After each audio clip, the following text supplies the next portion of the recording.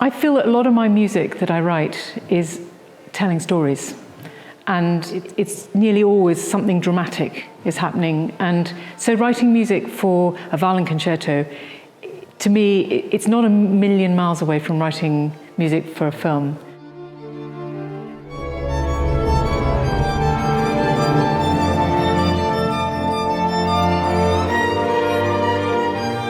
The idea behind Tipping Points is to write a violin concerto that speaks about the environment and the situation the world is in now.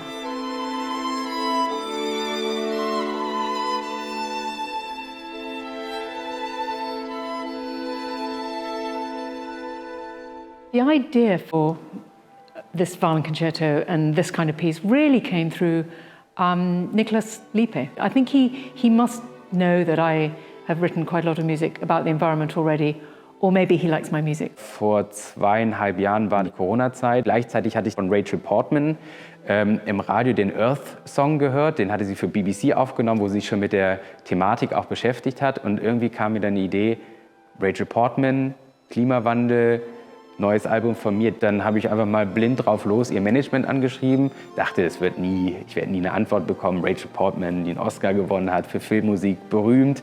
Und nach 2 Wochen hatte ich dann im E-Mail-Postfach eine Nachricht von ihr. Ja, gerne, lass uns zoomen.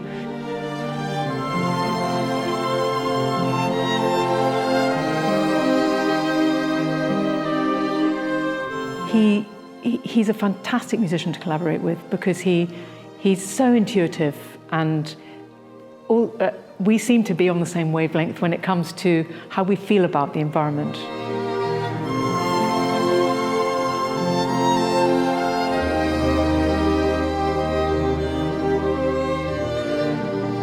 I'm very interested in the balance of these 4 elements psychologically.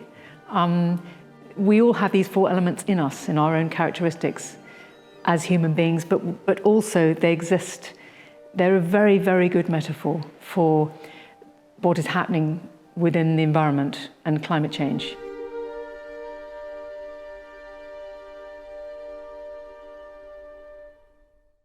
Tipping Points is divided into 6 movements, each with a different aspect. It begins with an invocation, which is like a call to listen, really, and to call to pay attention to the concern, I guess, of what's happening.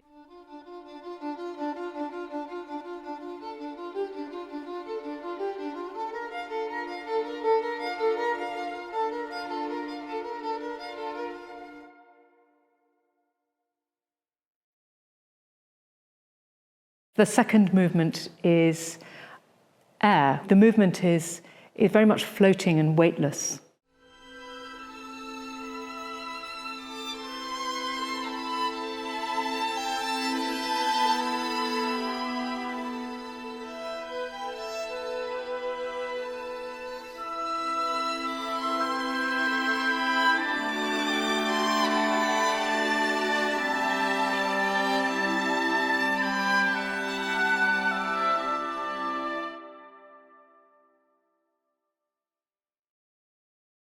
The next movement is water.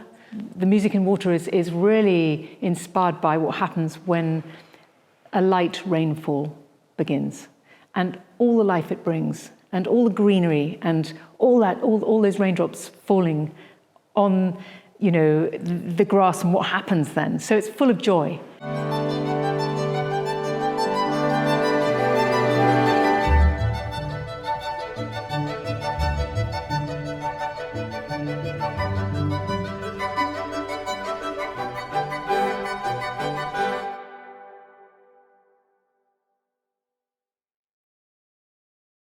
The next movement is fire. Fire is darker. It's what happens when fire engulfs and ruins and, nothing is left.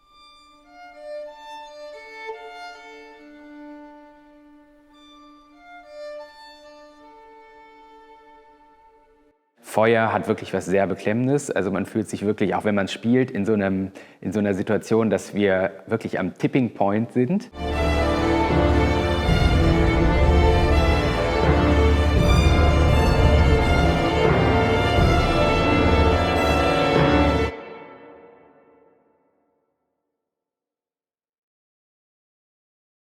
The fourth element is earth. And the earth celebrates all the interweaving of all the different systems in the earth and the trees and what's underground. Bei der Erde fühlt man wieder, dass sich alles mehr oder weniger verbindet und am Ende wirklich ein Gebet. Also selbst wenn ich spiele und das Orchester höre, kriege ich Gänsehaut. Das ist so berührend und so toll, unfassbar. Ich hatte fast Tränen in den Augen.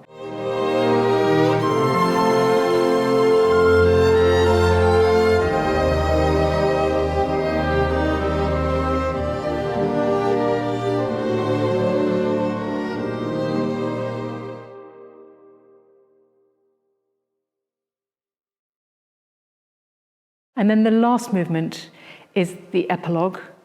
And this is like a prayer, really, for people to rise up and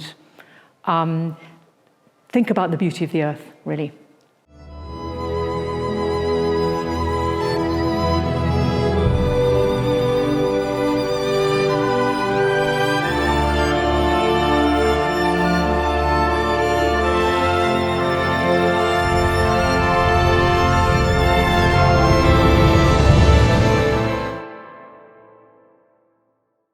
We work with Nick Drake because he's an extraordinary poet who is an environmentalist. He wrote these beautiful poems that are short and very, very to the point. In these very concentrated poems, there is this sort of beautiful focus on the particular element. Water, an ice cube's tiny arctic in your drink, going like the ancient shields of ice. The enchantment of water still sings on in its wavering wheel, in this planet's perfect blue. Then it was very important to have an invocation at the beginning and an epilogue at the end, which somehow invite the audience in. Come and listen to this, you know, and at the end, you know, here we are. What do we do now? Epilogue. Hum the chimneys of the power plants to sleep. Whisper the forests until they rise again. It's now or never. Re-enchant the earth. Sing it back and forward. Raise your voice.